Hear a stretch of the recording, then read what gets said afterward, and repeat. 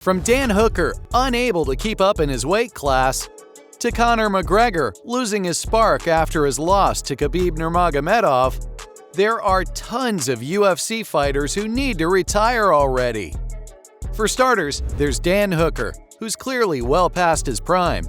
This UFC lightweight seriously needs to consider retirement, as continuing to fight may damage his legacy. Dan Hooker is a highly skilled MMA fighter who's had a successful career so far, with notable victories over some of the top fighters in his division. However, he's also had some tough losses and has taken significant damage in some of his fights. He won some great fights since 2009, but the streak of his losses is not that far behind. He also had mixed success during the UFC, sometimes maintaining a streak of 6 consecutive wins, but the consistency was always missing. And that's really a problem, especially when the losses are as bad as his were. He's suffered devastating defeats to fighters, which has led to some serious damage to his already not-so-good legacy. Some fans say that his current losses were against the best fighters in the division. The discussion of retirement should not be taken seriously. But if Hooker is losing against all the good fighters, doesn't that make him a pretty terrible fighter? There are no logical fights left for him in the division. The UFC may not have much use for him even though he's in his prime, as he's not drawing significant money or helping to build new stars. While retirement may be a difficult decision, it's likely the right call for Dan Hooker. He's just not cut out to be a fighter. And the same can also be said for this next UFC fighter. Yep, I'm talking about Robbie Lawler. He was once a badass fighter in the octagon, but let's be real, now the guy's at a fork in the road. Years of getting pounded on have left their mark, and the signs of wear and tear are clear as day. The dude used to be a legend with his killer strikes and warrior spirit, but lately, he's been taking some major L's, and retirement might be his only way out. No doubt, Lawler's got some serious achievements under his belt. He's the former UFC welterweight champ after all. Plus, he's been in some epic brawls with fighters like Rory MacDonald and Carlos Condit. But to be honest, in recent years, he's been struggling to keep up. His performances have been meh at best, and he's been getting knocked out and left looking all woozy and vulnerable. At 41 years old, Lawler's not exactly in his prime anymore. All those years of getting beat up have done a number on his body, and it's showing. Plus, the welterweight division ain't what it used to be. There are younger, hungrier fighters coming up, and Lawler might not be the force he once was. Retirement's never an easy thing to consider, and especially not for someone like Lawler. He probably still gets a kick out of the sport and the thrill of competition. And it's fair to say he's already made his mark in MMA history. It's time for him to put his long-term health and well-being first, and leave behind a legacy that'll never be forgotten. And speaking of amazing legacies, I can't help but talk about this next legend.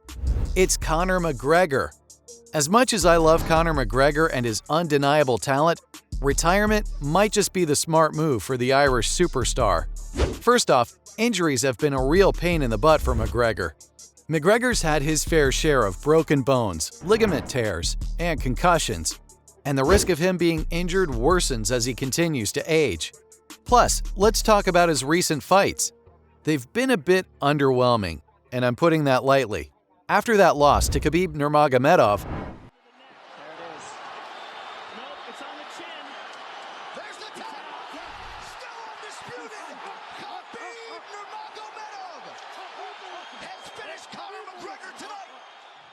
McGregor's been struggling to find his groove. He's lost his last 2 fights and slipped to 9th in the lightweight rankings. It's like his opponents have figured out how to crack the McGregor code, and he's struggling to keep up. It's possible that fights against rising stars like Islam Makhachev or Tony Ferguson could be real challenges given their skill sets and recent performances. And then there's all the drama outside the cage. McGregor's been making headlines for all the wrong reasons, with his off-the-cage antics and legal issues. He's got a knack for getting into trouble, and it's not doing his reputation any favors. It's got to be taking a toll on his mental and emotional well-being, too. And you know what? McGregor's already made it big. He's got more money than he knows what to do with, and he's left a mark on the sport that won't be forgotten anytime soon. Retiring now could give him a chance to focus on other things in life, like his family and his business ventures, and maybe even becoming a social media influencer with all his meme-worthy moments. Plus, this list wouldn't be complete without mentioning this next UFC fighter, and that's Andrei Arlovski. The former UFC heavyweight made his debut all the way back in 1999, and since then, he's had his ups and downs. Now, there's no ignoring the fact that he's into his 40s, and it looks like the eventuality of having to hang up his gloves is looming over his head. Though, he seems determined to continue. He said while he's definitely not going to hit 50 and still be a fighter, Andre thinks he may just call it quits at 45 or 46. He'll just have to wait and see. It may be that he's looking for an epic fight to end things on. But I don't think that's a good enough reason to delay something that's eventually bound to happen. Especially considering the older he gets as a fighter, the less likely he's going to perform well and win that final fight that these UFC fighters crave so much. Let's just hope that Andre is able to make the decision to retire quickly and while he's still in decent shape. And it seems like it's not just Arlovski who should seriously consider retirement, because Nate Diaz looks like he's seen better days too. He may be one of the most popular stars in the UFC, but that doesn't mean that he shouldn't hang up his gloves. After his fight against Ferguson, it felt like it was the right time to head to retirement, but instead, he said that he's got no plans on not being back in the UFC. Though he remained coy on just what was next for him. But does anyone really think Diaz's best days aren't behind him?